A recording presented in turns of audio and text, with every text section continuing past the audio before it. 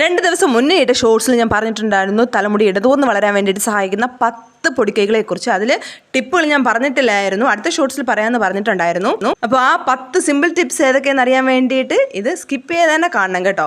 ആദ്യത്തേതെന്ന് പറയുന്നത് തല നന്നായി മസാജ് ചെയ്യണം കേട്ടോ. ഇതെല്ലാവർക്കും അറിയുന്നുള്ള കാര്യമാണ്, പക്ഷേ എല്ലാവരും ചെയ്യാൻ മടിക്കുന്ന കാര്യവും ഇത് തന്നെയാണ്. പതിവായി തല മസാജ് ചെയ്യുന്നത് തലയ്ക്ക് സുഖം കിട്ടുക മാത്രമല്ല കേട്ടോ, തലയിലേക്കുള്ള രക്തചംക്രമണം മെച്ചപ്പെടുത്താനും മുടിയെ വേരുകളിൽ നിന്ന് ശക്തിപ്പെടുത്താനും സഹായിക്കുന്നേ. മുടി കൊഴിച്ചിലിന് കാരണമാവുന്ന പ്രധാന ഘടകങ്ങളിൽ ഒന്നായ സമ്മർദ്ദത്തെ നേരിടാനുള്ള ഫലപ്രദമായ മാർഗങ്ങളിൽ ഒന്നുകൂടിയാണ് തലയിൽ മസാജ് ചെയ്യുന്നത്.